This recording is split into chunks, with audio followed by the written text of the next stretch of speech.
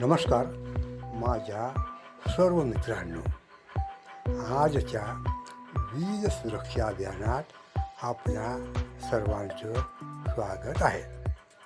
आणि आजचा विषय आहे एस टी लाईन पेट्रोलिंग करताना लाईनवर जे AB स्विचेस आणि डिओसेट किंवा हँडगॅप लावलेले असतात त्याची पाहणी कशी करायची.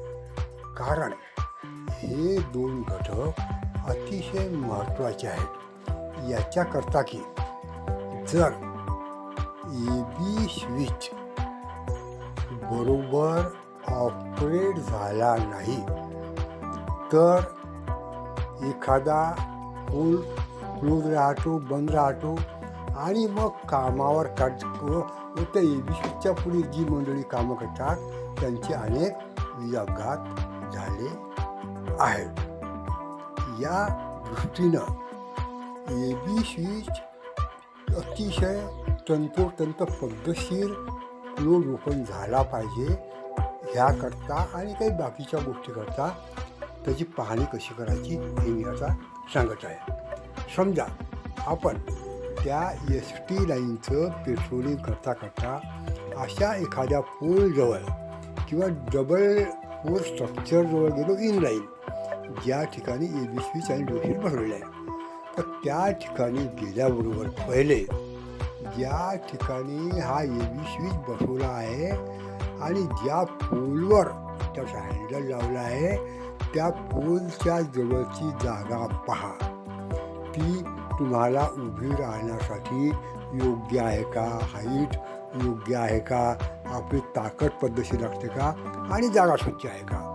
कारण जर लाईनमधला पद्धतशीर सोयीस्कर जागा नसेल तर AB स्विच बरोबर कधी कधी क्लोज होणार नाही. नंतर तुम्ही जे हँडल ऑपरेट करता त्याला अर्थिंग केलं आहे की नाही पहा. आणि हँडल ग्रिपचं जे दांडा आहे त्याच्यावर इन्सुलेशन चढवलं आहे का नाही पहा. त्याच्यानंतर जो AB स्विचचा रॉड असतो त्याला 2 गाईज लावल्या आहेत का नाही पहा. गाईज लावल्या नसेल तर AB स्विच ऑपरेट करताना लपकत असतो, बरोबर क्लोज होत नाही आणि AB स्विच लवकर खराब होतो. कधी कधी लपकल्यामुळे जम्परजवळ जाऊन जम्परला हाय व्होल्टेज येते. हे होऊ नये म्हणून त्या 2 गाईड लावलेल्या असणं अतिशय महत्त्वाचं आहे.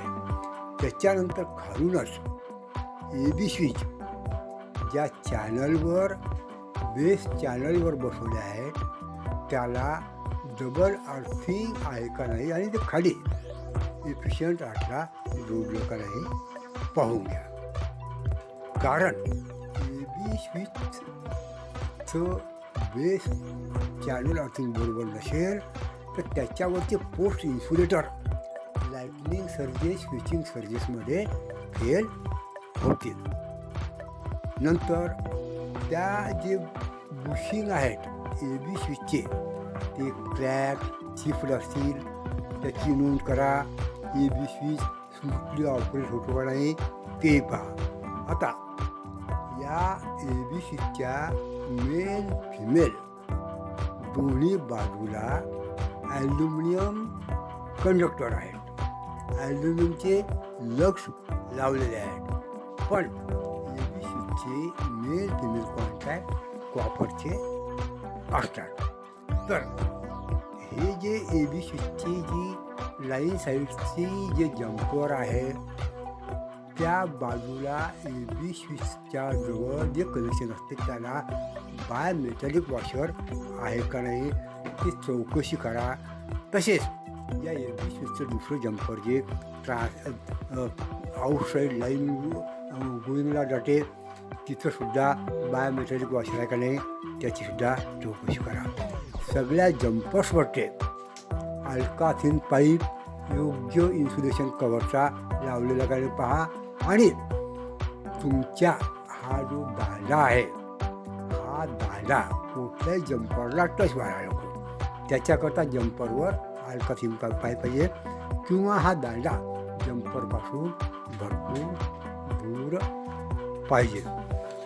आणि हे जे आहे, जर काही डिफेक्ट्स असतील नोंद करून ते रेक्टिफाय केल्या गेले पाहिजे. तसेच जर ABCच्या ग्रीप दिल्या असतील, त्याचा फ्लेक्झिबल कॉपर बॉन्ड मिसिंग असेल, सगळ्या नोंदी करा. पाहिजे असल्यास क्लाऊडवरून पाहण्यासाठी बायनॉक्युलर जवळ ठेवा. हे झालं ABCचं. आणि ड्रॉप आउटचं महत्त्वाचं, त्याचे जी पोस्ट इन्सुलेटर आहेत ते व्यवस्थित आहेत का नाही पहा, आणि त्याचा बेस पद्धतशीर अर्थिंग केला आहे का नाही पहा. आणि जी साईज आहे ड्रॉप आउटची किंवा हॉर्नगॅपच्या फ्यूजची, ती योग्य आहे का नाही याचा खालूनच अंदाज घ्या. आणि जी आपली सध्याची दगड बांधून टाकायची पद्धत आहे ती अतिशय बेकार आहे. आणि हॉर्नगॅपसुद्धा पद्धतशीर पाहिजे. आणि ती हॉर्नगॅपची गॅप आहे तर व्हर्टिकलमध्ये पाहिजे, एकड्या वाकड्या नको. आणि जी फ्यूज तार आहे ती टाईट पाहिजे, ढिली ढाली नको. जर तुमच्या ह्या फ्यूज तारा नुसत्या गुंडाळल्या असतील तर रात्री त्या ठिकाणी हॉट ग्लो दिसेल.